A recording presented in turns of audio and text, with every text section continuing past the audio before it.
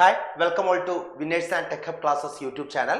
അപ്പോൾ നമ്മൾ ഇന്നത്തെ സെഷനിൽ നമ്മുടെ റോയൽ ബാച്ച് PYQ സീരീസിൽ AE irrigation factories and boilers exam question paper code 050/23 question പേപ്പറിലെ തെർമൽ എഞ്ചിനീയറിംഗ് സെഷനിലെ ക്വസ്റ്റ്യൻസുകളാണ് നമ്മൾ ഡിസ്കസ് ചെയ്യുന്നത്. നമ്മൾ കഴിഞ്ഞ സെഷനിൽ കുറച്ച് ക്വസ്റ്റ്യൻസുകൾ ഡിസ്കസ് ചെയ്തിരുന്നു. അതിന്റെ കണ്ടിന്യൂഷൻ ആയിട്ട് തന്നെ നമുക്ക് റിമൈനിങ് ക്വസ്റ്റ്യൻസുകളും കൺസെപ്റ്റ്സുകളും നോക്കാം. So thermal engineering question number set 2.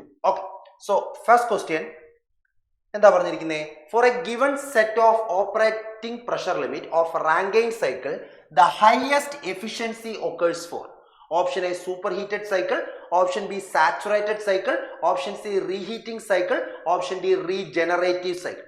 അപ്പോൾ ഇവിടെ ചോദ്യം പറഞ്ഞിരിക്കുന്നത് ഒരു ഗിവൺ പ്രഷർ ലിമിറ്റിൽ റാങ്കൈൻ സൈക്കിൾ ഓപ്പറേറ്റ് ചെയ്യുമ്പോൾ നമുക്കറിയാം റാങ്കൈൻ സൈക്കിൾ നമ്മുടെ സ്റ്റീം പവർ പ്ലാന്റ് വർക്ക് ചെയ്യുന്ന തെർമോഡൈനാമിക് സൈക്കിളിനെ നമ്മൾ പറയുന്ന പേരാണ് റാങ്കൈൻ സൈക്കിൾ അല്ലേ. അപ്പോൾ അവിടെ ബോയിലർ പ്രഷറിനും കണ്ടൻസർ പ്രഷറിനും ഇൻ ബിറ്റ്വീൻ ആയിട്ടാണ് നമ്മുടെ റാങ്കൈൻ സൈക്കിൾ ഓപ്പറേറ്റ് ചെയ്യുന്നത്. അപ്പോൾ ഒരു ഗിവൺ പ്രഷർ ലിമിറ്റിൽ ബോയിലർ പ്രഷറിനും കണ്ടൻസർ പ്രഷറിനും ഒന്നും മാറ്റവുമില്ല. അങ്ങനെയാണെങ്കിൽ ഇതിൽ ഏത് സൈക്കിളിനാണ് ഹയസ്റ്റ് എഫിഷ്യൻസി കിട്ടുന്നത്, മാക്സിമം എഫിഷ്യൻസിയിൽ റാങ്കൈൻ സൈക്കിൾ ഓപ്പറേറ്റ് ചെയ്യുന്നത് ഇതിൽ ഏത് സൈക്കിളിലാണ്?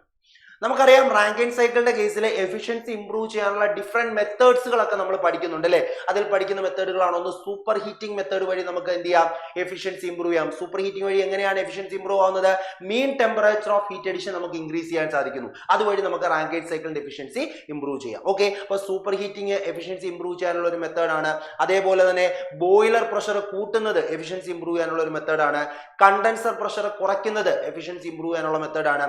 അതേപോലെയുള്ള മെത്തേഡുകളാണ് നമ്മുടെ റീജനറേഷൻ എന്ന് പറയുന്ന മെത്തേഡ്, അതേപോലെ റീഹീറ്റിംഗ് എന്ന് പറയുന്ന മെത്തേഡ്, ബൈനറി വേപ്പർ സൈക്കിൾ. ഇങ്ങനെ ഡിഫറെന്റ് മെത്തേഡ്സുകൾ വഴി നമുക്ക് റാങ്കൈൻ സൈക്കിളിന്റെ എഫിഷ്യൻസി എന്ത് ചെയ്യാൻ പറ്റും, ഇംപ്രൂവ് ചെയ്യാനായിട്ട് സാധിക്കും. അപ്പോൾ ഇതിൽ ഏതാണ് ഹയസ്റ്റ് പോസിബിൾ എഫിഷ്യൻസി തരുന്നത് എന്നുള്ളതാണ് ചോദ്യം. ഓക്കെ, അപ്പോൾ ഇവിടെ നമ്മൾ ശ്രദ്ധിക്കുക, super heated cycle. Super heated cycle എന്ന് പറഞ്ഞാൽ റാങ്കൈൻ സൈക്കിളിൽ നമ്മൾ ബോയിലറിൽ നിന്ന് ഇറങ്ങുന്ന സാച്ചുറേറ്റഡ് സ്റ്റീമിനെ നമ്മൾ എന്ത് ചെയ്യുന്നു, സൂപ്പർ ഹീറ്ററിലൂടെ കടത്തി വിടുന്നു. അപ്പോൾ സൂപ്പർ ഹീറ്ററിൽ വെച്ച് ഒരു കോൺസ്റ്റന്റ് പ്രഷർ ഹീറ്റ് അഡിഷൻ സംഭവിക്കുന്നു. നമ്മുടെ ടർബൈൻ്റെ ഇൻലെറ്റിലേക്ക് പോകുന്നത് സൂപ്പർ ഹീറ്റഡ് സ്റ്റീമാണ് അല്ലേ. അങ്ങനെ സൂപ്പർ ഹീറ്റ് ചെയ്യുന്നത് കൊണ്ട് mean temperature of heat addition അവിടെ ഇൻക്രീസ് ചെയ്യുകയാണ് ചെയ്യുന്നത് അല്ലേ. By increasing the mean temperature of heat addition we can increase the efficiency of Rankine cycle. അപ്പോൾ സൂപ്പർ ഹീറ്റിംഗ് വഴി നമുക്ക് എന്ത് ചെയ്യാം, റാങ്കൈൻ സൈക്കിളിന്റെ എഫിഷ്യൻസി കൂട്ടാം. ഒരു മെത്തേഡ് തന്നെയാണ്, നമ്മൾ പഠിച്ചിട്ടുള്ളതാണ്. ഓക്കെ, ഇനി രണ്ടാമത്തത് സാച്ചുറേറ്റഡ് സൈക്കിൾ. സാച്ചുറേറ്റഡ് സൈക്കിൾ എന്ന് പറഞ്ഞാൽ നമ്മുടെ ടർബൈനിലേക്ക് എൻ്റർ ചെയ്യുന്നത് സാച്ചുറേറ്റഡ് സ്റ്റീം, അതായത് നമ്മുടെ സിമ്പിൾ റാങ്കൈൻ സൈക്കിൾ തന്നെയാണ് നമ്മൾ ഉദ്ദേശിക്കുന്നത്. ഓക്കെ, മൂന്നാമത്തെ എന്താണ്, റീഹീറ്റിംഗ് സൈക്കിൾ അല്ലേ. റീഹീറ്റിംഗ് സൈക്കിൾ എന്ന് പറഞ്ഞാൽ എന്താ, നമ്മൾ റാങ്കൈൻ സൈക്കിളിന്റെ എഫിഷ്യൻസി ഇംപ്രൂവ് ചെയ്യാൻ ചെയ്യുന്ന ഒരു മെത്തേഡാണ് നമ്മൾ റീഹീറ്റിംഗ്. എന്താണ്, അവിടെ നമ്മൾ രണ്ട് ടർബൈനുകൾ യൂസ് ചെയ്യും, ഒരു ഹൈ പ്രഷർ ടർബൈനും ഒരു ലോ പ്രഷർ ടർബൈനും. ഈ രണ്ട് ടർബൈനുകൾക്ക് ഇൻ ബിറ്റ്വീൻ ആയിട്ട് നമ്മളൊരു റീഹീറ്റർ പ്ലേസ് ചെയ്യും. അങ്ങനെ റീഹീറ്റർ പ്ലേസ് ചെയ്തുകൊണ്ട് നമ്മൾ എന്ത് ചെയ്യുന്നു, നെറ്റ് വർക്ക് ഡൺ ഇൻക്രീസ് ചെയ്യുന്നു. അതുമൂലം അവിടെ എഫിഷ്യൻസി കൂടുന്നു. പക്ഷേ റീഹീറ്റിംഗിൽ നമ്മൾ സ്പെഷ്യലായിട്ട് പഠിച്ച ഒരു കാര്യമുണ്ട്, വളരെ ഇമ്പോർട്ടൻ്റ് ആണ്. റീഹീറ്റിംഗ് എന്ന് പറയുന്ന മെത്തേഡ് വഴി തെർമൽ എഫിഷ്യൻസി എപ്പോഴും ഇൻക്രീസ് മാത്രമല്ല ചെയ്യുന്നത്, thermal efficiency can increase or decrease by reheating. വളരെ ഇമ്പോർട്ടൻ്റ് ആയിട്ടുള്ള പോയിന്റ് ആണ്. റീഹീറ്റിംഗ് എന്ന് പറയുന്ന മെത്തേഡ് വഴി തെർമൽ എഫിഷ്യൻസി ഇൻക്രീസ് ചെയ്യുകയും ചെയ്യാം, ഡിക്രീസ് ചെയ്യുകയും ചെയ്യാം. അപ്പോൾ എന്തിനെയാണ് തെർമൽ എഫിഷ്യൻസി റീഹീറ്റിംഗിൽ ഡിപ്പെൻഡ് ചെയ്യുന്നത്? എന്തിനെയാണ് ഡിപ്പെൻഡ് ചെയ്യുന്നത്? നമ്മൾ ക്ലാസ് സെഷനിൽ പറഞ്ഞിട്ടുള്ള it is the point about which the steam is to be reheated. ആ സ്റ്റീം റീഹീറ്റ് ചെയ്യുന്ന പോയിന്റിലെ ടെമ്പറേച്ചർ നോക്കും. The temperature at which the steam is reheated. Steam high pressure ടർബൈനിൽ നിന്ന് ലീവ് ചെയ്ത് റീഹീറ്റ് ചെയ്യാൻ തുടങ്ങുന്ന ടെമ്പറേച്ചർ നമ്മൾ നോക്കും. ആ ടെമ്പറേച്ചറിനെ ഡിപ്പെൻഡ് ചെയ്തുകൊണ്ടാണ് അവിടെ എഫിഷ്യൻസി കൂടുമോ കുറയുമോ എന്നൊക്കെ നമ്മൾ പറയുന്നത് അല്ലേ. അതായത് സ്റ്റീം റീഹീറ്റ് ചെയ്യാൻ തുടങ്ങുന്ന ടെമ്പറേച്ചർ എന്ന് പറയുന്നത് നമ്മുടെ ബോയിലറിലെ വാട്ടറിന്റെ ഇൻലെറ്റ് ടെമ്പറേച്ചറിനേക്കാൾ ഹൈ ടെമ്പറേച്ചറിലാണെങ്കിൽ അവിടെ mean temperature of heat addition increase ചെയ്യുന്നു, അതുവഴി തെർമൽ എഫിഷ്യൻസി ഇൻക്രീസ് ചെയ്യുന്നു. ഇനിയല്ല, സ്റ്റീം റീഹീറ്റ് ചെയ്യാൻ തുടങ്ങുന്ന ടെമ്പറേച്ചർ എന്ന് പറയുന്നത് ബോയിലറിലെ വാട്ടറിന്റെ ഇൻലെറ്റ് ടെമ്പറേച്ചറിനേക്കാൾ കുറവാണെങ്കിൽ അതെന്താണ്, അവിടെ mean temperature of heat addition കുറയുകയാണ് ചെയ്യുന്നത്, അതുവഴി തെർമൽ എഫിഷ്യൻസി അവിടെ എന്ത് ചെയ്യുന്നു, കുറയുന്നു. അപ്പോൾ reheating method thermal efficiency increase മാത്രമല്ല, sometimes it may decrease which depends on the temperature at which steam is to be reheated. അപ്പോൾ അതുകൊണ്ട് തന്നെ റീഹീറ്റ് സൈക്കിള് അവിടെ രണ്ടും നടക്കാം എന്നുള്ളൊരു പോസിബിലിറ്റി വരുന്നുണ്ട്. ഓക്കെ, ദെൻ ഓപ്ഷൻ ഡിയിൽ എന്താ പറഞ്ഞിരിക്കുന്നത്, റീജനറേറ്റീവ് സൈക്കിൾ. നമുക്കറിയാം റീജനറേഷൻ എന്ന് പറയുന്ന മെത്തേഡ് തെർമൽ എഫിഷ്യൻസി ഇൻക്രീസ് ചെയ്യുന്ന ഒരു മെത്തേഡ് തന്നെയാണ്. എന്താ അവിടെ ചെയ്യുന്നത്, നമ്മൾ ഫീഡ് വാട്ടർ ഹീറ്റർ എന്ന് പറയുന്ന ഒരു ഡിവൈസും കൂടെ നമ്മൾ എന്ത് ചെയ്യുന്നു, വെക്കുന്നു. അവിടെ നമ്മൾ രണ്ട് പമ്പുകൾ യൂസ് ചെയ്യുന്നുണ്ട് അല്ലേ. എന്നിട്ട് നമ്മൾ ടർബൈനിന്റെ പല പോയിന്റ്സുകൾ അല്ലെങ്കിൽ ഒരു പർട്ടിക്കുലർ പോയിന്റിൽ നിന്ന് നമ്മൾ എന്ത് ചെയ്യുന്നു, കുറച്ച് സ്റ്റീമിനെ ബ്ലീഡ് ചെയ്ത് നമ്മൾ എങ്ങോട്ട് കൊടുക്കുന്നു, ഫീഡ് വാട്ടർ ഹീറ്ററിലേക്ക് കൊടുക്കുന്നു. കൊടുക്കുന്നു. അതുകൊണ്ട് തന്നെയാണ് നമ്മൾ ഇതിനെ ബ്ലീഡിംഗ് മെത്തേഡ് എന്നുള്ള രീതിയിൽ നമ്മൾ പറയുന്നുണ്ട് അല്ലേ, റീജനറേഷൻ. കാരണം സ്റ്റീമിന്റെ നമ്മുടെ ടർബൈന്റെ പർട്ടിക്കുലർ പോയിന്റിൽ കുറച്ച് എക്സ്പാൻഷൻ നടന്നു കഴിഞ്ഞ് കുറച്ച് സ്റ്റീമിനെ നമ്മൾ ബ്ലീഡ് ചെയ്ത് ഫീഡ് വാട്ടർ ഹീറ്ററിലേക്ക് കൊടുക്കുന്നു. ഈ സ്റ്റീം യൂട്ടിലൈസ് ചെയ്തുകൊണ്ട് നമ്മൾ കണ്ടൻസറിൽ നിന്ന് വരുന്ന സാച്ചുറേറ്റ് ലിക്വിഡിനെ നമ്മൾ എന്ത് ചെയ്യുന്നു, ഒന്ന് ചൂടാക്കുന്നു അല്ലേ, ഒന്ന് ഹീറ്റ് ചെയ്യുന്നു. ആ ഹീറ്റ് ചെയ്ത ഹോട്ട് വാട്ടർ ആണ് നമ്മൾ എന്ത് ചെയ്യുന്നു, പമ്പ് വഴി നമ്മൾ ബോയിലറിലേക്ക് വീണ്ടും എത്തിക്കുന്നത്. അതുവഴി നമ്മൾ റീജനറേഷനിലെ ഹീറ്റ് സപ്ലൈഡ് നമുക്ക് എന്ത് ചെയ്യാൻ പറ്റുന്നു, കുറയ്ക്കാൻ സാധിക്കുന്നു. ഹീറ്റ് സപ്ലൈ കുറയുന്നത് കൊണ്ട് എഫിഷ്യൻസി അവിടെ എന്ത് ചെയ്യുന്നു, ഇംപ്രൂവ് ചെയ്യുന്നു. ഓക്കെ, അപ്പൊ ഇതിൽ ഏറ്റവും ഹയസ്റ്റ് എഫിഷ്യൻസി ഇംപ്രൂവ് ചെയ്യുന്ന മെത്തേഡ് ഏത് തന്നെയാണ്, റീജനറേറ്റീവ് സൈക്കിൾ. റീജനറേഷൻ മെത്തേഡ് വഴിയാണ് എഫിഷ്യൻസി എന്ത് ചെയ്യുന്നത്, മാക്സിമം എഫിഷ്യൻസി നമുക്ക് ഇംപ്രൂവ് ചെയ്യാം. കാരണം അവിടെ നമ്മൾ ഹീറ്റ് സപ്ലൈഡ് കുറച്ചുകൊണ്ടാണ് നമ്മൾ എഫിഷ്യൻസി എന്ത് ചെയ്യുന്നത്, ഇംപ്രൂവ് ചെയ്യുന്നത്. സോ ഹയസ്റ്റ് എഫിഷ്യൻസി ഇംപ്രൂവ്മെന്റ് നടക്കുന്നത് എവിടെ തന്നെയാണ്, it's in regeneration method. Option D ആണ് അവിടെ റൈറ്റ് ആൻസർ. ക്ലിയർ ആണല്ലോ, വളരെ ഇമ്പോർട്ടന്റ് ആണ്. Rankine cycle, simple Rankine cycle, അതിന്റെ എഫിഷ്യൻസിയുടെ എക്സ്പ്രഷൻ, റാങ്കൈൻ സൈക്കിളിന്റെ എഫിഷ്യൻസി ഇംപ്രൂവ് ചെയ്യുന്ന ഡിഫറെന്റ് മെത്തേഡ്സുകൾ, അതിനെയൊക്കെ ബേസ് ചെയ്തുകൊണ്ട് സ്റ്റേറ്റ്മെന്റ് ടൈപ്പ് ക്വസ്റ്റ്യൻസുകളൊക്കെ നമുക്ക് ഇനി വരുന്ന എക്സാമുകൾക്കൊക്കെ പ്രതീക്ഷിക്കാവുന്നതാണ്. വളരെ ഇമ്പോർട്ടന്റ് ആയിട്ടുള്ള ടോപ്പിക്കുകളാണ്. അതൊക്കെ ഇമ്പോർട്ടന്റ് ആയിട്ട് തന്നെ എന്ത് ചെയ്യുക, പഠിച്ചു പോവുക. Okay, so here the right answer is option D. Option D. Okay, രണ്ടാമത്തെ ചോദ്യത്തിലേക്ക് പോകാം നമുക്ക്. ക്വസ്റ്റ്യൻ നമ്പർ 2 എന്താ പറഞ്ഞിരിക്കുന്നത് നോക്കാം. Increasing the number of reheating stages in a gas turbine to infinity makes the expansion tending. Option A isothermal, option B isobaric, option C adiabatic, option D reversible adiabatic. ഇവിടെയും ശ്രദ്ധിക്കുക, ഈ ക്വസ്റ്റിൽ എന്താ പറഞ്ഞിരിക്കുന്നത്, gas turbine. നമുക്കറിയാം gas turbine അല്ലെ, gas turbine work ചെയ്യുന്ന thermodynamic cycle നമ്മൾ പറയുന്ന പേര് ബ്രൈറ്റൺ സൈക്കിൾ അല്ലെങ്കിൽ ജൂൾ സൈക്കിൾ എന്നാണ് അല്ലെ. Brayton cycle or Joule cycle, Brayton cycle അല്ലെങ്കിൽ നമ്മൾ Brayton cycle or Joule cycle ഇതിലാണ് നമ്മൾ ഗ്യാസ് ടർബൈൻ വർക്ക് ചെയ്യുന്ന തെർമോഡൈനാമിക് സൈക്കിൾ ആണ് എന്നുള്ള കാര്യം നമുക്കറിയാം. അപ്പോൾ ഇവിടെ നമ്മൾ പറയുന്നത് നമ്മൾ എന്താ എക്സ്പാൻഷൻ നടക്കുന്ന എവിടെയാ, ടർബൈനിലാണ്. ടർബൈനിൽ വെച്ചിട്ടാണ് എക്സ്പാൻഷൻ നടക്കുന്നത്. ഈ ടർബൈനിലെ എക്സ്പാൻഷൻ നമ്മൾ എന്ത് ചെയ്യുന്നു, ഇൻഫിനിറ്റ് നമ്പർ ഓഫ് സ്റ്റേജസിൽ നമ്മൾ എന്ത് ചെയ്യുന്നു, എക്സ്പാൻഷൻ നടത്തുന്നു. അങ്ങനെ ചെയ്താൽ ആ എക്സ്പാൻഷൻ ഏത് തെർമോഡൈനാമിക് പ്രോസസ്സിലേക്ക് മാറും. നമുക്ക് നോർമലി അറിയാം ഒരു കംപ്രസർ, ഒരു ടർബൈൻ. കംപ്രസറിൽ എന്താണ്, ബ്രൈറ്റൺ സൈക്കിൾ അല്ലെങ്കിൽ ജൂൾ സൈക്കിളിൽ നമുക്കറിയാം കംപ്രഷൻ നടക്കുന്നത് റിവേഴ്സിബിൾ അഡയാബാറ്റിക് അല്ലെങ്കിൽ ഐസെൻട്രോപിക് കംപ്രഷൻ ആണ്. അതേപോലെ ടർബൈനിൽ നടക്കുന്നത് റിവേഴ്സിബിൾ അഡയാബാറ്റിക് അല്ലെങ്കിൽ ഐസെൻട്രോപിക് എക്സ്പാൻഷൻ ആണ്. നമ്മുടെ ബ്രൈറ്റൺ സൈക്കിളിന്റെ പ്രോസസ്സുകളൊക്കെ നമുക്ക് അറിയാവുന്നതാണ് അല്ലേ.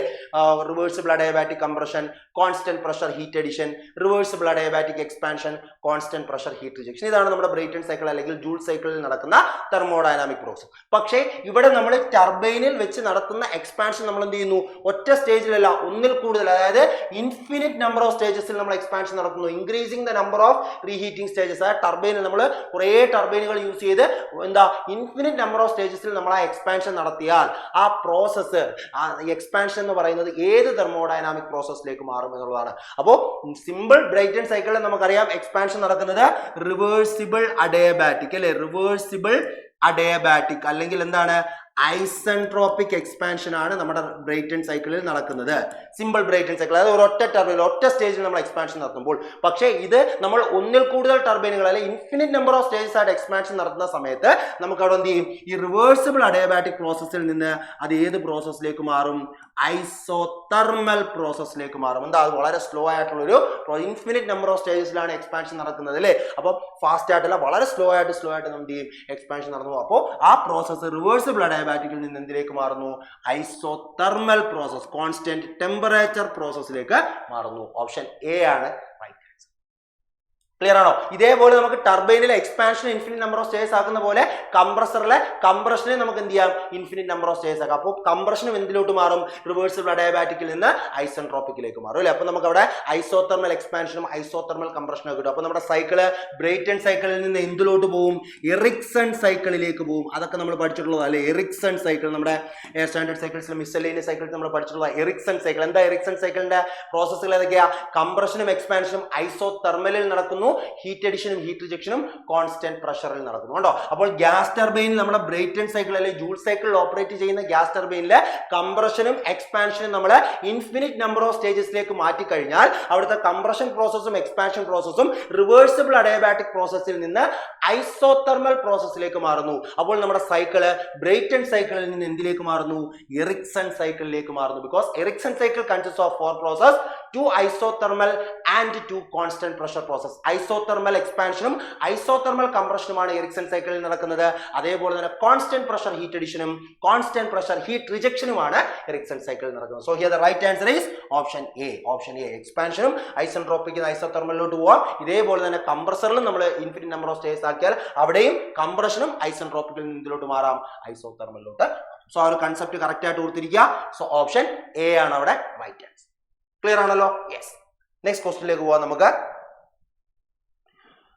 ഓക്കെ, എന്താ പറഞ്ഞിരിക്കുന്നത്? In aqua ammonia and lithium bromide water absorption refrigeration system the refrigerants are. Option A water and water, option A B water and lithium bromide, option C ammonia and lithium bromide, option D ammonia and water. അല്ലേ, നമ്മുടെ refrigeration and air conditioning സബ്ജക്റ്റില് നമ്മൾ പഠിക്കുന്നതാണ് vapour absorption refrigeration system. അല്ലേ, vapour absorption refrigeration system നമുക്കറിയാം. VCRS vapour compression refrigeration system ഉണ്ട്, vapour absorption refrigeration system ഉണ്ട്. Okay, അപ്പോൾ ഇവിടെ വേപ്പർ അബ്സോർപ്ഷൻ റെഫ്രിജറേഷനകത്ത് മെയിൻ ആയിട്ട് നമ്മൾ പറയുന്ന രണ്ട് ടൈപ്പ് റെഫ്രിജറേഷൻ സിസ്റ്റങ്ങളാണ്. ഒന്ന് അക്വ അമോണിയ റെഫ്രിജറേഷൻ സിസ്റ്റവും മറ്റൊന്ന് ലിഥിയം ബ്രോമൈഡ് റെഫ്രിജറേഷൻ സിസ്റ്റവും. അപ്പോൾ നമ്മൾ വേപ്പർ കംപ്രഷൻ റെഫ്രിജറേഷൻ സിസ്റ്റത്തിൽ നമ്മൾ ഒരൊറ്റ വർക്കിംഗ് ഫ്ലൂയിഡ് ആണ് യൂസ് ചെയ്യുന്നത്. അതായതാണ് നമ്മുടെ റെഫ്രിജറന്റ് ആണ്. പക്ഷേ വേപ്പർ അബ്സോർപ്ഷൻ റെഫ്രിജറേഷൻ സിസ്റ്റത്തിലേക്ക് പോകുമ്പോൾ അവിടെ മിനിമം രണ്ട് വർക്കിംഗ് ഫ്ലൂയിഡുകൾ യൂസ് ചെയ്യുന്നുണ്ട്. ഒന്ന് റെഫ്രിജറന്റും മറ്റൊന്ന് അബ്സോർബന്റും. അല്ലെ, ഒന്ന് റെഫ്രിജറന്റും മറ്റൊന്ന് അബ്സോർബന്റും. രണ്ട് വർക്കിംഗ് ഫ്ലൂയിഡുകൾ നമ്മൾ മിനിമം യൂസ് ചെയ്യുന്നുണ്ട്. VCRS ആകുമ്പോൾ അവിടെ ഒരെണ്ണമേ ഉള്ളൂ, അത് റെഫ്രിജറന്റ് ആണ്. But in VARS vapour absorption refrigeration system minimum we use two working fluid. One is refrigerant and other is absorbent. അങ്ങനെയാണെങ്കിൽ നമുക്ക് ഇവിടെ ചോദിച്ചിരിക്കുന്ന അക്വ അമോണിയ റെഫ്രിജറേഷൻ സിസ്റ്റത്തിലെ റെഫ്രിജറന്റ് ഏതാണ്, അതേപോലെ തന്നെ ലിഥിയം ബ്രോമൈഡ് റെഫ്രിജറേഷൻ സിസ്റ്റത്തിലെയും റെഫ്രിജറന്റ് ഏതാണ് എന്നുള്ളതാണ് ക്വസ്റ്റ്യൻ. ഓക്കെ, അപ്പോൾ ഇവിടെ നമ്മൾ നോർമലി ജസ്റ്റ് പഠിച്ചിരിക്കേണ്ട കുറച്ച് കാര്യങ്ങളൊന്ന് നോട്ട് ചെയ്തേക്കാം. ഒന്നാമത്തത് lithium bromide refrigeration system. Lithium bromide refrigeration സിസ്റ്റത്തിലെ റെഫ്രിജറന്റ് എന്ന് പറയുന്നത് വാട്ടർ ആണ്. അബ്സോർബന്റ് എന്ന് പറയുന്നത് എന്താണ്? ലിഥിയം ബ്രോമൈഡ് ആണ്. അതേപോലെ തന്നെ aqua ammonia refrigeration system note ചെയ്തേക്കാം. അക്വ അമോണിയ റെഫ്രിജറേഷൻ സിസ്റ്റത്തിലെ റെഫ്രിജറന്റ് എന്ന് പറയുന്നത് റെഫ്രിജറന്റ് എന്ന് പറയുന്നത് അമോണിയ തന്നെയാണ്. റെഫ്രിജറന്റ് എന്ന് പറയുന്നത് അമോണിയയാണ്. അബ്സോർബന്റ് കേട്ടോ, അബ്സോർബന്റ് എന്ന് പറയുന്നത് വാട്ടർ ആണ്. അതേപോലെ മറ്റൊരു റെഫ്രിജറേഷൻ സിസ്റ്റമാണ് ഇലക്ട്രോളിക്സ് റെഫ്രിജറേറ്റർ. അതിനെയാണ് നമ്മൾ ഡൊമസ്റ്റിക് ഇലക്ട്രോളിക്സ് റെഫ്രിജറേഷൻ സിസ്റ്റം എന്ന് പറയാറുണ്ട്. ഇതിന് പറയുന്ന മറ്റൊരു പേരാണ് 3 ഫ്ലൂയിഡ് അബ്സോർപ്ഷൻ സിസ്റ്റം. നോട്ട് ചെയ്തേക്കുക, 3 ഫ്ലൂയിഡ് അബ്സോർപ്ഷൻ സിസ്റ്റം എന്നും പറയാറുണ്ട്. ഇലക്ട്രോലൈറ്റ് സെപ്പറേഷനെ 3 ഫ്ലൂയിഡ് അബ്സോർപ്ഷൻ സിസ്റ്റം എന്ന് പറയാറുണ്ട്. കാരണം ബാക്കി എല്ലാ അബ്സോർപ്ഷൻ സിസ്റ്റങ്ങളിലും 2 വർക്കിംഗ് ഫ്ലൂയിഡ് ആണ് യൂസ് ചെയ്യുന്നത്, ഒരു റെഫ്രിജറന്റും ഒരു അബ്സോർബന്റും. പക്ഷെ ഇവിടെ 3 എണ്ണം യൂസ് ചെയ്യുന്നുണ്ട്. റെഫ്രിജറന്റ് ഉണ്ട്, അബ്സോർബന്റ് ഉണ്ട്, പിന്നെന്താണ് ഒരു ഗ്യാസും കൂടെ നമ്മൾ യൂസ് ചെയ്യുന്നുണ്ട്. ഇവിടെയും റെഫ്രിജറന്റ് ആയിട്ട് യൂസ് ചെയ്യുന്ന അക്വ അമോണിയ റെഫ്രിജറേഷൻ സിസ്റ്റം പോലെ തന്നെ റെഫ്രിജറന്റ് ആയിട്ട് യൂസ് ചെയ്യുന്നത് അമോണിയയും അബ്സോർബന്റ് ആയിട്ട് യൂസ് ചെയ്യുന്നത് എന്താണ്? വാട്ടർ തന്നെയാണ്. നമ്മൾ അക്വ അമോണിയ റെഫ്രിജറേഷൻ സിസ്റ്റത്തിൽ പറഞ്ഞ പോലെ റെഫ്രിജറന്റ് അമോണിയയും അബ്സോർബന്റ് വാട്ടറുമാണ്. പക്ഷെ ഇവിടെ അഡീഷൻ ആയിട്ട് എന്ത് ചെയ്യുന്നു? ഒരു ഹൈഡ്രജൻ ഗ്യാസ് നമ്മൾ യൂസ് ചെയ്യുന്നു. എന്താണ് അതിന്റെ purpose? It is used to increase the cooling capacity of the ammonia refrigerant. Ammonia റെഫ്രിജറേറ്ററിന്റെ കൂളിംഗ് കപ്പാസിറ്റി ഇൻക്രീസ് ചെയ്യാൻ വേണ്ടി നമ്മൾ എന്ത് ചെയ്യുന്നു? ഹൈഡ്രജൻ ഗ്യാസും കൂടി വാപ്പറേറ്ററിലൂടെ എന്ത് ചെയ്യുന്നുണ്ട്? സർക്കുലേറ്റ് ചെയ്യുന്നുണ്ട്. അപ്പോൾ ആ ഒരു അഡീഷണൽ ഫ്ലൂയിഡും കൂടെ അവിടെ വന്നതുകൊണ്ടാണ് നമ്മൾ ഇതിനെ 3 ഫ്ലൂയിഡ് അബ്സോർപ്ഷൻ സിസ്റ്റം എന്ന പേരിൽ അറിയപ്പെടുന്നത്. ക്ലിയർ ആണല്ലോ? അപ്പോൾ ഇവിടെ നമുക്ക് ഇതെല്ലാം different types of vapour absorption refrigeration സിസ്റ്റങ്ങളാണ്. നമ്മുടെ ചോദ്യം അക്വ അമോണിയയിലും ലിഥിയം ബ്രോമൈഡിലുമുള്ള റെഫ്രിജറന്റ് ഏതാണ് എന്നുള്ളതാണ്. നമുക്കറിയാം അക്വ അമോണിയ റെഫ്രിജറേഷൻ സിസ്റ്റത്തിലെ റെഫ്രിജറന്റ് എന്ന് പറയുന്നത് അമോണിയയാണ്, അല്ലെ? അമോണിയാണ്. അപ്പോൾ അമോണിയ ഇവിടെ സിയും ഡിയിലും ഉണ്ട്. അതേപോലെ ലിഥിയം ബ്രോമൈഡ് വാട്ടർ അബ്സോർപ്ഷൻ സിസ്റ്റത്തിൽ നമുക്കറിയാം റെഫ്രിജറന്റ് എന്ന് പറയുന്നത് ഏതാണ്? വാട്ടർ ആണ്. അവിടെ ലിഥിയം ബ്രോമൈഡ് എന്താണ് ആക്ട് ചെയ്യുന്നത്? അബ്സോർബന്റ് ആയിട്ട് ആക്ട് ചെയ്യുന്നത്. അപ്പോൾ അവിടെ lithium bromide water absorption refrigerant എന്ന് പറയുന്നത് വാട്ടർ ആണ്. സോ ഓപ്ഷൻ ഡി ആണ് അവിടെ എന്ത്? Right answer, option D. Okay, vapour absorption refrigeration സിസ്റ്റത്തിൽ നിങ്ങൾ ഈ ഡിഫറെന്റ് ടൈപ്സ് ഓഫ് സിസ്റ്റത്തിലെ റെഫ്രിജറന്റ് അബ്സോർബന്റിന്റെ ഒക്കെ പേരുകൾ ഓർത്തിരിക്കുക. Okay, yes. പിന്നെ അതേപോലെ COP കണ്ടുപിടിക്കുന്ന VARS വേപ്പർ അബ്സോർപ്ഷൻ റെഫ്രിജറേഷൻ സിസ്റ്റത്തിൽ COP കണ്ടുപിടിക്കുന്ന ഇക്വേഷൻസ് ഉണ്ട്. ആ ഇക്വേഷനെ ബേസ് ചെയ്തുള്ള പ്രോബ്ലംസുകൾ VARSൽ നിന്ന് നോക്കി പോകേണ്ടതാണ്. അതും ഇമ്പോർട്ടന്റ് ആയിട്ടുള്ള ഒരു ടോപ്പിക്കാണ്. നമുക്ക് എക്സാമുകൾക്ക് ക്വസ്റ്റ്യൻസ് വരാൻ സാധ്യതയുള്ളതാണ്. ഓക്കെ, സോ ഈ കൺസെപ്റ്റ് ക്ലിയർ ആണ്. Option D is the right answer. Okay, next question എന്താ പറഞ്ഞിരിക്കുന്നത് നോക്കാം. The ratio of hydrodynamic to thermal boundary layer thickness varies as option A root of Prandtl number, option B 1/3 of Prandtl number, 2/3 power of Stanton number, 4/5 power of Nusselt number. ഇങ്ങനെയാണ് ചോദ്യം വന്നിരിക്കുന്നത്. പക്ഷെ actually നമ്മുടെ final answer കീയിൽ ഈ question deleted ആയിട്ടാണ് വന്നത്. Final answer കീയിൽ ഈ question deleted ആയിരുന്നു. റീസൺ ഞാൻ പറഞ്ഞുതരാം. നമ്മളോട് ചോദിച്ചിരിക്കുന്നത് എന്താ, ഹൈഡ്രോഡൈനാമിക് ബൗണ്ടറി ലെയർ തിക്നെസ്സും തെർമൽ ബൗണ്ടറി ലെയർ തിക്നെസ്സും തമ്മിലുള്ള റിലേഷൻ നമ്മൾ പഠിക്കുന്നുണ്ട്. Hydrodynamic boundary layer thickness to thermal boundary layer thickness is defined as the is equal to Prandtl number raise to എന്താണ് 1/3. ഇതാണ് നമ്മുടെ ഇക്വേഷൻ അല്ലേ. Hydrodynamic boundary layer thickness to thermal boundary layer thickness is given by the equation Prandtl number raise to 1/3. Okay, Prandtl number എന്ന് പറഞ്ഞാൽ നമുക്കറിയാം എന്താ പ്രാണ്ടൽ number എന്ന് പറയുന്നത് നമുക്ക് എന്താ ഫ്ലൂയിഡിന്റെ ഒരു പ്രോപ്പർട്ടി തന്നെയാണ്. അതിന്റെ ഇക്വേഷൻ ഒക്കെ നമുക്കറിയാം. Equation എന്താ mu Cp by K അല്ലേ, mu Cp by K, where mu is the coefficient of dynamic viscosity of the fluid, Cp is the specific heat at constant pressure and K is the thermal conductivity. So mu Cp by K ചെയ്താൽ നമുക്ക് ആ ഫ്ലൂയിഡിന്റെ എന്ത് കിട്ടും, പ്രാണ്ടൽ number കിട്ടും. അതൊരു fluid property തന്നെയാണ്. അപ്പോൾ hydrodynamic boundary layer തിക്നെസ്സും തെർമൽ ബൗണ്ടറി ലെയർ തിക്നെസിന്റെയും റേഷ്യോ എന്ന് പറയുന്നത് എപ്പോഴും പ്രാണ്ടൽ നമ്പർ റേസ് ടു 1/3 ആണ്. പക്ഷെ ഇവിടെ ഓപ്ഷനിൽ 1/3 ഓഫ് പ്രാണ്ടൽ നമ്പർ എന്നാണ് തന്നിരുന്നത് അല്ലേ. പ്രാണ്ടൽ നമ്പർ വെച്ചിട്ടാണ് പറയുന്നത്. റൂട്ട് ഓഫ് പ്രാണ്ടൽ നമ്പർ അല്ല, സ്റ്റാൻഡേർഡ് നമ്പർ വെച്ചിട്ടല്ല പറയുന്നത്, നെസൽ നമ്പർ വെച്ചിട്ടല്ല പറയുന്നത്. നമ്മൾ പ്രാണ്ടൽ നമ്പർ വെച്ചിട്ടാണ്. പക്ഷെ എന്താണ് 1/3 of Prandtl number raise to 1/3 ആണ്. പക്ഷെ ഇവിടെ 1/3 ഓഫ് പ്രാണ്ടൽ നമ്പർ എന്നുള്ളതായിരുന്നു ഇവിടെ ഓപ്ഷനിൽ വന്നിരുന്നത്. അതുകൊണ്ട് തന്നെ ഈ ക്വസ്റ്റൻ എന്ത് ചെയ്തു, ഫൈനൽ ആൻസർ കീയിൽ അത് ഡിലീഷൻ ആയിട്ട് തന്നെ പോയി. എക്സാക്ട് ആൻസർ വരേണ്ടത് എന്താണ് 1/3 പവർ ഓഫ് പ്രാണ്ടൽ നമ്പർ എന്നുള്ളതാണ്. അതുകൊണ്ട് തന്നെയാണ് ഓപ്ഷൻ ഈ ക്വസ്റ്റൻ ഡിലീറ്റ് ആയത്. സോ ആ റേഷ്യോ കറക്റ്റ് ആയിട്ട് ഓർക്കുക. ഡോ H hydrodynamic to thermal boundary layer thickness is given by the equation Prandtl number raise to 1/3. ഇത് വേണമെങ്കിൽ തിരിച്ചും ചോദിക്കാം, thermal boundary layer thickness to hydrodynamic boundary layer thickness. അങ്ങനെയാണെങ്കിൽ നമുക്ക് എങ്ങനെ എഴുതാം, പ്രാണ്ടൽ നമ്പർ റേസ് ടു -1/3 എന്ന് എഴുതാം. അങ്ങനെയും ചോദിക്കാം. ശ്രദ്ധിക്കണം, 1/3 പവർ 1/3 മാത്രമല്ല, റേഷ്യോ ഏതാണെന്ന് ചോദിക്കണം. ഹൈഡ്രോഡൈനാമിക് ടു തെർമൽ ആണെങ്കിൽ പ്രാണ്ടൽ നമ്പർ റേസ് ടു 1/3. ചോദിക്കുന്നത് thermal boundary layer thickness to hydrodynamic boundary layer thickness ആണെങ്കിൽ answer Prandtl number raise to -1/3. Okay, അപ്പൊ ഈ ഇക്വേഷനിൽ നിന്ന് നമുക്ക് വേറൊരു കാര്യം കൂടെ കൺക്ലൂഡ് ചെയ്യാം. പ്രാണ്ടൽ നമ്പർ ഗ്രേറ്റർ ദാൻ 1 ആണെന്ന് പറഞ്ഞാൽ hydrodynamic boundary layer thickness should be greater than thermal boundary layer thickness അല്ലേ. ഇനി പ്രാണ്ടൽ നമ്പർ ഈക്വൽ ടു 1 ആണെങ്കിൽ, പ്രാണ്ടൽ നമ്പർ 1 ഈക്വൽ ആണെങ്കിൽ ഉറപ്പായിട്ടും ഹൈഡ്രോഡൈനാമിക് ബൗണ്ടറി ലെയർ തിക്നെസ്സും തെർമൽ ബൗണ്ടറി ലെയർ തിക്നെസ്സും എന്തായിരിക്കും, സെയിം ആയിരിക്കും. ഇനി അല്ല പ്രാണ്ടൽ നമ്പർ ലെസ് ദാൻ 1 ആണെങ്കിൽ നമുക്ക് പറയാം hydrodynamic boundary layer thickness should be less than thermal boundary layer thickness. ഈ രീതിയിൽ നമുക്ക് വേണമെങ്കിൽ കൺക്ലൂഡ് ചെയ്യും. ഓക്കെ, ക്വസ്റ്റ്യൻസ് വരാം. പ്രാണ്ടൽ നമ്പർ ഗ്രേറ്റർ ദാൻ 1 ആണ്. അങ്ങനെയാണെങ്കിൽ ഹൈഡ്രോഡൈനാമിക്കും തെർമലും തമ്മിലുള്ള റിലേഷൻ എങ്ങനെയാണ്, ഗ്രേറ്റർ ആണോ ലെസ് ആണോ എന്നുള്ള രീതിയിൽ തിയറി ബേസ്ഡ് ക്വസ്റ്റ്യൻസും ഈ റിലേഷനെ ബേസ് ചെയ്ത് വേണമെങ്കിൽ ഇനിയും ചോദിക്കാം. Okay, so relation correct ആയിട്ട് ഓർക്കുക. Ratio of hydrodynamic boundary layer thickness to thermal boundary layer thickness is given by the equation Prandtl number raised to 1/3. Okay, clear ആണ്. So option B ആണ് അവിടെ എന്ത് right answer. Option B Prandtl number raised to 1/3 ആണ്. പക്ഷെ ഇവിടെ 1/3 എന്നുള്ളതായതുകൊണ്ട് ഈ question actually എന്ത് ചെയ്തു, ക്വസ്റ്റ്യൻ പേപ്പർ ഫൈനൽ ആൻസർ കീഴിൽ ഇത് ഡിലീഷനിലേക്കാണ്. ആൻസർ നമ്മൾ ഓർക്കുക Prandtl number raised to 1/3. Okay. Okay, next question like what? The volumetric efficiency of a well-designed SI engine lies in the range. അതായത് സ്പാർക്ക് ഇഗ്നിഷൻ എഞ്ചിൻ, നമ്മുടെ petrol engine അല്ലേ, അതിന്റെ വോളുമെട്രിക് എഫിഷ്യൻസിയുടെ range ആണ് ചോദിച്ചിരിക്കുന്നത്. 40 to 50, 51 to 60, 61 to 70, 71 to 90% അല്ലേ. നമുക്കറിയാം വോളുമെട്രിക് efficiency എന്ന് പറയുമ്പോൾ എന്താണ്, ഭയങ്കര ഹയസ്റ്റ് വാല്യൂല് ആ ഒരു റേഞ്ചിലേക്ക് തന്നെയാണ് വരുന്നത്. അപ്രോക്സിമേറ്റ്ലി ഈക്വൽ ടു എന്താ 100% അടുത്തൊക്കെ നിൽക്കുന്ന ഒരു വാല്യൂ ആണ് നമുക്ക് വരുന്നത് അല്ലേ. അപ്പോൾ നമുക്ക് ഇവിടെ ഓപ്ഷൻ ഡി തന്നെ ചൂസ് ചെയ്യാം. 71 to 90% ആണ് വോളുമെട്രിക് എഫിഷ്യൻസി. എന്താ volumetric efficiency? Volume of charge admitted into the cylinder to എന്താണ് സെപ്റ്റ് വോളിയം. അതിനെ തന്നെയാണ് നമ്മൾ വോളുമെട്രിക് എഫിഷ്യൻസി എന്ന് പറയുന്നത് അല്ലേ. ടോട്ടൽ നമുക്ക് സിലിണ്ടറിൽ ഉൾക്കൊള്ളാൻ പറ്റുന്നത് സെപ്റ്റ് വോളിയം ആണ് മാക്സിമം. അതിൽ എത്രമാത്രം വോളിയം ഓഫ് എയർ ആണ് അവിടെ എന്ത് ചെയ്തത്, ഹോൾഡ് ചെയ്തത്, അത് തമ്മിലുള്ള റേഷ്യോ വോളിയം ഓഫ് ചാർജ് അല്ലെങ്കിൽ എയർ എന്തായിക്കോട്ടെ working fluid admitted into the cylinder to the total swept volume. അതിനെ തന്നെയാണ് നമ്മൾ വോളുമെട്രിക് എഫിഷ്യൻസി എന്ന് പറയുന്നത്. പെട്രോൾ എഞ്ചിന്റെ കേസിൽ അതിന്റെ റേഞ്ച് അബൌട്ട് 71 to 90%. ഹയസ്റ്റ് ആയിട്ടുള്ള ഒരു വാല്യൂ തന്നെയാണ്. വോളുമെട്രിക് എഫിഷ്യൻസി എപ്പോഴും നമ്മൾ മാക്സിമൈസ് ചെയ്യാൻ തന്നെയാണ് നമ്മൾ ട്രൈ ചെയ്യുന്നത്. So option D is the right answer. Option D. Okay, അപ്പോൾ നമ്മൾ ഇന്നത്തെ സെഷനിൽ തെർമൽ എഞ്ചിനീയറിംഗ് സെറ്റ് 2 നമ്മൾ എ ഇറിഗേഷനിൽ ചോദിച്ചിരിക്കുന്ന കുറച്ച് ക്വസ്റ്റ്യൻസുകളും അതിന്റെ കൺസെപ്റ്റ്സുകളും തന്നെയാണ് നമ്മൾ ഡിസ്കസ് ചെയ്തത്. ഓക്കെ, അപ്പോൾ നമുക്ക് ഇന്നത്തെ സെഷൻ അങ്ങനെയാണെങ്കിൽ നമുക്ക് ഇവിടെ വൈൻഡ് അപ്പ് ചെയ്യാം. അപ്പോൾ നമ്മുടെ റോയൽ ബാച്ചിന്റെ കോഴ്സ് ഡീറ്റെയിൽസും കാര്യങ്ങളൊക്കെ അറിയുന്നതിനായി നിങ്ങൾക്ക് താഴെ കാണുന്ന നമ്പറിൽ കോൺടാക്ട് ചെയ്യാവുന്നതാണ്. എല്ലാവരും നല്ല രീതിയിൽ തന്നെ പഠിച്ച് മുന്നോട്ട് പോവുക. നമുക്ക് 2025 അസിസ്റ്റന്റ് എഞ്ചിനീയർ എക്സാമുകൾ ഒക്കെ വരുന്നുണ്ട്. നല്ല രീതിയിൽ പ്രിപ്പയർ ചെയ്ത് എക്സാം അറ്റൻഡ് ചെയ്ത് ആ ഒരു ജോലിയിലേക്ക് എത്താനായിട്ട് എല്ലാവരും ശ്രമിക്കുക. നമുക്ക് ഇനിയും ഇതേപോലെയുള്ള ക്വസ്റ്റ്യൻ സെഷൻസ് നമ്മുടെ PYQ സീരീസുമായി നമുക്ക് വീണ്ടും കാണാം. Until then, thank you all and take care.